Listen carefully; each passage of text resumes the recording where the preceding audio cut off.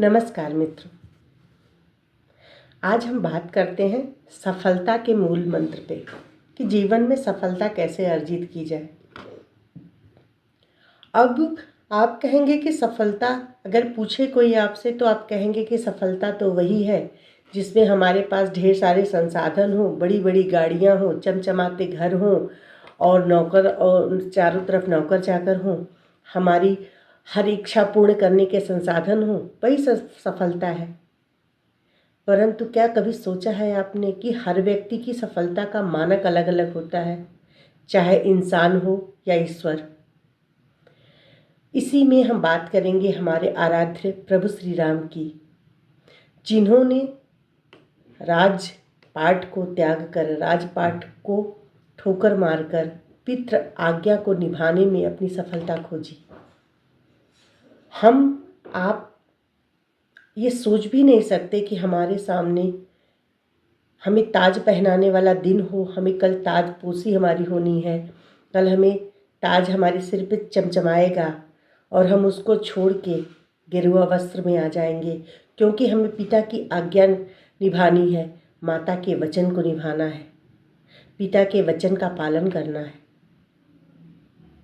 और इस वचन के पालन में उन्होंने अपने आप को असफल नहीं माना, उन्होंने उसमें अपनी सफलता व्यक्त की, उन्होंने उसमें अपनी सफलता दिखाई।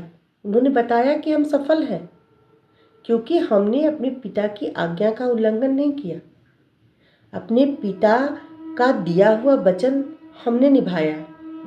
उन्होंने मानक स्थापित किया कि प्राण जाए पर वचन न जाए। उसी तरह से हमारे आराध्य भगवान श्री कृष्ण, बचपन से ही उन्होंने तमाम तरह की विषम परिस्थितियों का सामना किया। जन्म जेल में हुआ, जेल के बाद वो नंद बाबा और यशोदा माँ के पास पहुँचे। इसके बाद उन्होंने तमाम तरह की विसंगतियों को झेलते हुए राधा रानी से प्रेम करके प्रेम का भी संदेश उन्होंने दिया संसार को। इसके बाद वो धर्म का पाठ पढ़ाने के लिए, धर्म का ज्ञान फैलाने के लिए पांडवों के साथ धर्म युद्ध भी किए और उस धर्म युद्ध में भी उन्होंने अपना घर द्वार त्यागा। सारी चीज़ों को त्यागने के बाद उन्होंने धर्म की स्थापना की, उसमें उन्होंने अपनी सफलता खोजी।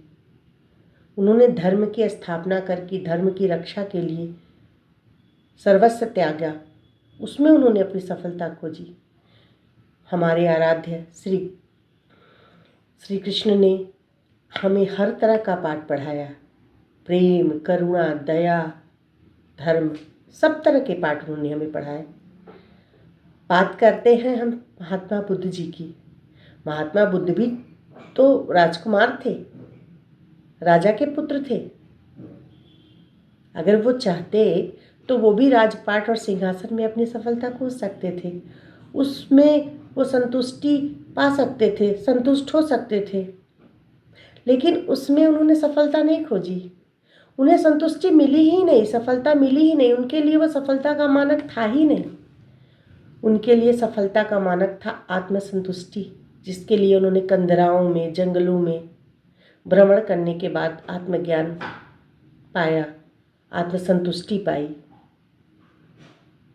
कहने का तात्पर्य है दोस्तों, इतनी सारी बातों को बताने का, इतने लोगों का उदाहरण देने का, इतने हमारे आराध्य का आपके सामने उदाहरण प्रस्तुत करने का मूल ध्येय यही है कि हमारी सफलता, सबकी सफलता का मानक क्या होता है।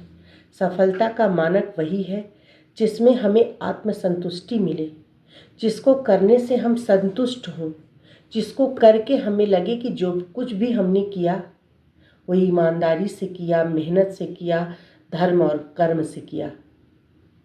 परिणाम की चिंता करके अगर हम वो कार्य करते जाएंगे कि परिणाम हमारा क्या होगा, हम इसको करेंगे तो लोग क्या कहेंगे, इसको हम अगर कर देते हैं तो हमारा क्या होगा, नुकसान होगा, फ़ायदा होगा, यही सारी चीज़ें हमारे सबसे बड़े दुख का कारण होती हैं।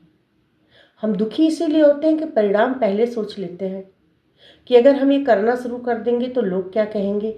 आधा जीवन तो हमारा इसी में गुजर जाता है कि लोग क्या कहेंगे। और लोग क्या कहेंगे, जब आप असफल हो जाएंगे तो ज़्यादा लोग कहेंगे, क्योंकि सफल होने के बाद कहने वाले नहीं, आपको जलने वाले मिलेंगे, कहने वाले नहीं मिलेंगे। और असफल होने के बाद आपको कहने वाले मिलेंगे।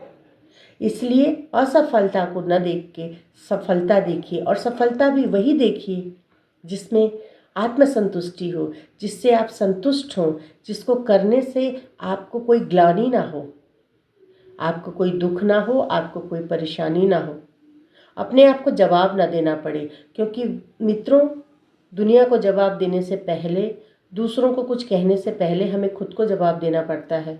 खुद से सवाल जवाब करना पड़ता है कि ये जो हमने किया वो सही है कि गलत है।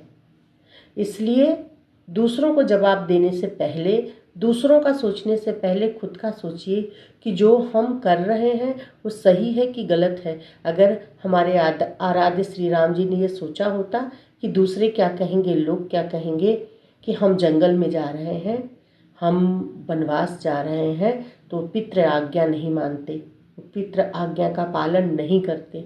अगर हमारे आराध्य श्री कृष्ण जी ये सोचते कि अगर हम पांडवों का साथ दे रहे हैं और पांडव हार जाएंगे तो लोग क्या कहेंगे, तो वो धर्म की स्थापना नहीं करते। अगर हमारे आराध्य गौतम बुद्ध जी ये सोच लेते कि अगर मैं जंगल में जा रहा हूँ और मैं जो पाना चाह रहा हूँ वो नहीं पाऊँगा, तो आज हमारे आराध्य गौतम बुद्ध जी आपके सामने ज्ञान का इतना बड़ा भंडार प्रस्तुत नहीं करते। इसलिए दोस्तों, जिस चीज़ में हमें संतुष्टि मिले, जिस काम में हमें संतुष्टि मिले, जिस काम में हमें भय ना हो कि हमें किसी को जवाब क्या देना है,